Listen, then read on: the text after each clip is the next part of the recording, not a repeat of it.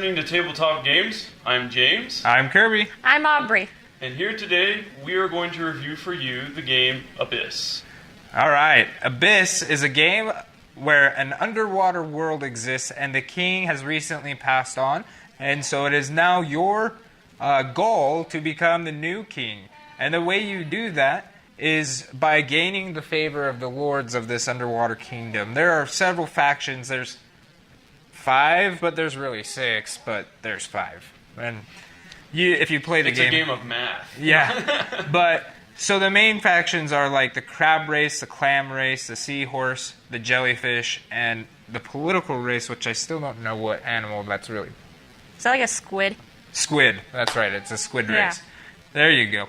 And so those are the 5 races, and then there's like an elder race, or like that's something entirely different. So They do look weird. yeah. So that basically you're trying to fight for these different lords' loyalty. As you gain lords, you gain points, so on and so forth, and eventually you want to rule this underwater kingdom. So with that, and no further ado, let's go ahead and tell them whether we think they should add this to their collection or not. In 3, 2, 1. Nice. 3 thumbs up. Who wants to start? Anybody want to I call it better out? not start. I want to hear what you guys think. I was a little You bit start. on the fence. I'll start because this is one game I really enjoy, and there's one thing that I'm pretty sure everybody likes about this game. It's undeniable. It's the reason I bought it. One of the few games I bought for this reason. The artwork alone. I bought this game just because how beautiful it looked. The board is super colorful. The art is unique and characteristic of the animals. It's just a really great theme too. It really immerses me in that theme a lot. In an underwater kingdom, he's immersed. Yeah, so the art was one of the major draws. And like I said, the only game I've ever bought strictly due to art. I didn't even look at reviews really before I purchased it just because the art was so good. Now, the other things I do like about it is you are forced to make interesting decisions in this game, and there's a lot of ways to gain points and take the lead in maybe a sneaky way or a blatant way. There's ways to manipulate your own cards or your opponents, depending on the different factions. So the crab lords specifically are warrior lords, for example. And a lot of their powers have to do with hurting your enemy. And so on and so forth. There's political lords, which are the squids. You have the seahorses, which are farmers. They don't really have any ability. They just give you a lot of points. So anyway, and so on and so forth. Just a lot of variety. There's a lot of simple things you can do in this game. There's a lot of variety. There's a lot of things to do, but all the meanwhile, it keeps it fairly simple. I would say it's borderline gateway. It might just be a step above a gateway game. It's Close, but... It's not difficult to pick up by any means. So we typically introduce this to new gamers, maybe their 3rd game in, something like that. So anyway, just a lot of positives. It plays great with 4 players, 2 players. That would be my biggest downside, is you can't have more. I feel like this game could scale easily, so I don't understand why they didn't just add more players to it. I feel like that would have been fine. The other downside that I've started to see in the game is that it has replayability, but it seems like to me it's only to a certain extent. I've only played it maybe 5 times or so, and I'm kind of getting to the point where it's great, but I might pull something else off the shelf. You care a little bit less about it. Right. Yeah, so that's basically mine. Overall, great game, great artwork, a lot of fun, but just maybe lacking in the long-term replayability. For me. It makes sense. I actually agree with that. As far as for me, I gave a thumbs up and stared blatantly into, well, not blatantly, that's the wrong word, like obliviously, into the openness. I thought about, do I really think this is a great game? Or do I really don't? I couldn't tell. And I gave a thumbs up because it really is a pretty nifty game. It has a lot of simple things about it. As far as your turn, you basically have very few options per turn of what to do. You sell cards in a sense, You claim cards that were discarded is another thing that you kind of can do, and or you can buy the loyalty of lords with what funds you have. Call them funds, whatever. They have a lot of names per things. Like pearls is the actual monetary value, but there's alliance, allies. Yeah, allies they with call them. point values. Yeah. So there are a lot of simple things you can do during the game, which is one reason why it's close to a gateway game.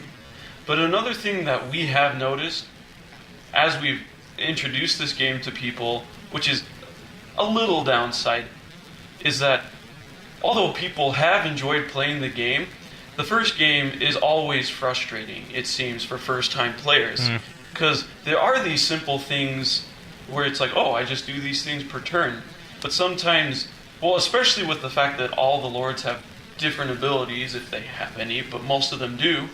And then there's, locations. Locations, that's the term for them. There's locations that are the things that alter how your points are totaled, basically, is what they do.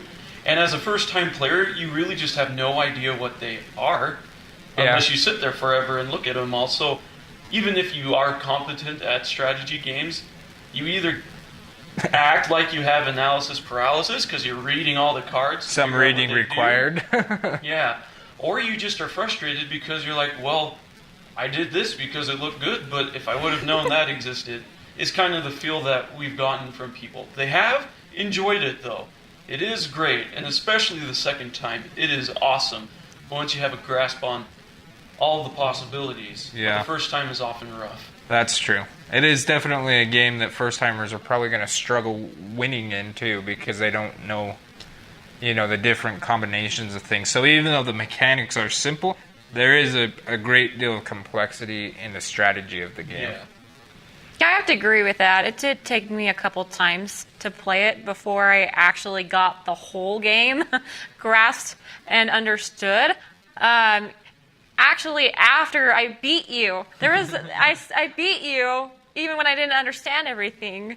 So, but over time, I actually was like, oh, that's what you meant on certain things. And the only reason why I beat him is because we tied for some reason. And then it goes to the pearls, like who had more pearls than I had, like... Aubrey just likes to collect pearls. She's a woman. Yes. I was building a pearl necklace, just kidding. but I just had just a few more, and so I beat him. But... yeah, it just took me a little bit to get the whole game, but I was able to play and beat him without understanding everything. Not that you want to do that, but it's possible. Yeah. But I do like how each turn is simple and quick. So, like, I'm not having to think of everything every turn. I can at least default to a certain action that I like or been needing to build up on. Yeah, so. I would say they are quick unless you're buying a lord or a location. Then it's reading involved and it's a little longer at that point. Yeah.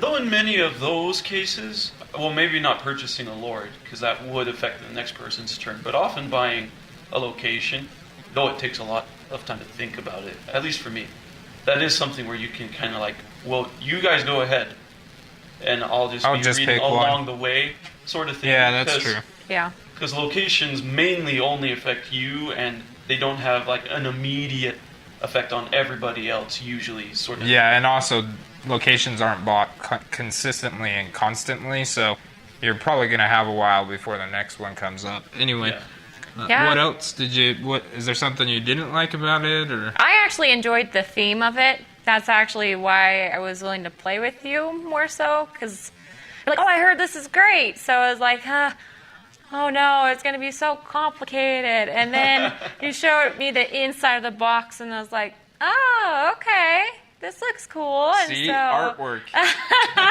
and then when we actually played, it was like way more simple than I thought it would be.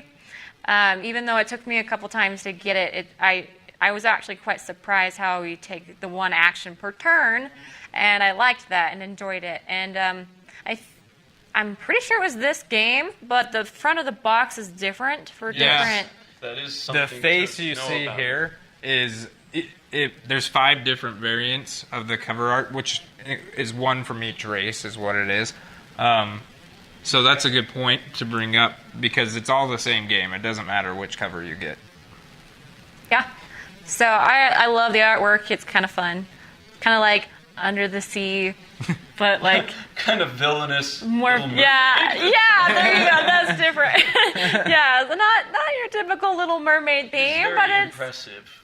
yeah, it's more grown up Little Mermaid theme. I'll say something to that is this theme is, like I said before, truly immersive.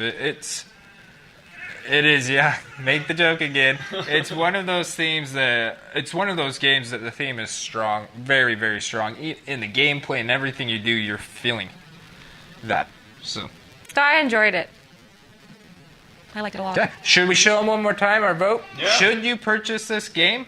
3, 2, 1. And I answered a little bit more confidently this time. after thinking about it. Yeah. So with that, I'm Kirby, I'm James. I'm Aubrey. and we'll see you next time.